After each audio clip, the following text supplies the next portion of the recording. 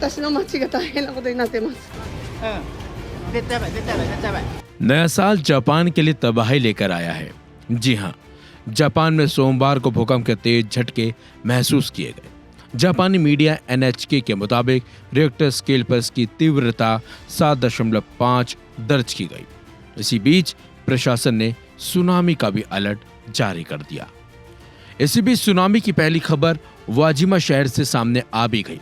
Media reports में कहा गया है कि यहाँ करीब 4 फीट ऊंची लहरें उठी हैं। जापान के वक्त के मुताबिक ये ऊंची लहरें शाम 4:21 पर दिखाई दी। कुछ जगहों पर 1 मीटर से कम ऊंचाई की लहरें नजर आई। रॉयटर्स की रिपोर्ट के मुताबिक जापान मौसम विज्ञान एजेंसी ने इशिकावा, निगाटा और टोयामा प्रांत के तटीय क्षेत्रों में सुनामी की चेतावनी जारी की है। मौसम एजेंसी के अनुसार भूकंप के कारण 5 मीटर तक ऊंची लहरें इशिकावा प्रांत में नोटो तक पहुंच रही हैं।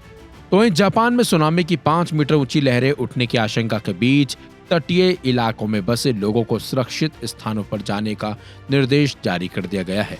लोगों में दहशत है। इसी बीच रेस्क्यू टीमें भी सुनामी प्रभावित क्षेत्र में पहुंच गई हैं। जापान के पब्लिक ब्रॉडकास्टर NHK की रिपोर्ट के मुताबिक इशिकावा प्रांत में वाजिमा शहर के तट पर 1 मीटर से ज्यादा ऊंचाई की लहरें उठी। NHK की रिपोर्ट के मुताबिक होकोरिको इलेक्ट्रिक पावर ने कहा है कि वो अपने परमाणु ऊर्जा संयंत्रों में किसी भी अनियमितता की जांच कर रहे हैं।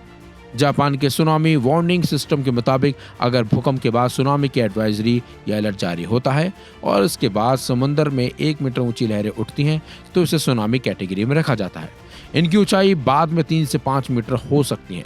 अगर 5 मीटर तक लहरें उठती हैं तो इसे मेजर सुनामी कैटेगरी में रखा जाता है। वहीं जापान की मौसम विज्ञान एजेंसी के मुताबिक भूकंप इशिकावा प्रांत के अनामीजू शहर में आया। इसका केंद्र धरती से 10 किलोमीटर नीचे था।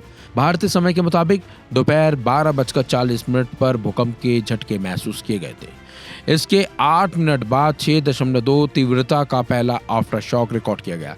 इसके बाद 5.2 तीव्रता का दूसरा आफ्टर शॉक रिकॉर्ड किया गया। 4 तीव्रता वाले 21 आफ्टर शॉक रिकॉर्ड किए गए हैं। जापान के कुछ हिस्सों में उड़ानें और रेल सेवाएं निलंबित कर दी गई हैं, लेकिन परमाणु ऊर्जा संयंत्रों को अब तक कोई नुकसान नहीं हुआ है। इसी बीच जापान में भारतीय दूतावास ने तीव्र भूकंप और सुनामी की चेतावनी के बाद भारतीय नागरिकों के लिए आपातकालीन संपर्क नंबर जारी कर दिए हैं। जापान में आए भूकंप में कई जान जाने की भी खबरें सामने आई हैं। हालांकि जापान प्रशासन पूरी तरह से अब अलर्ट है और लोगों से सुरक्षित स्थानों पर जाने की भी अपील की जा रही है। फिलहाल इस खबर में बस इतना ही। अपडेट्स के लिए बने रहिए वन इंडिया हिंदी के साथ।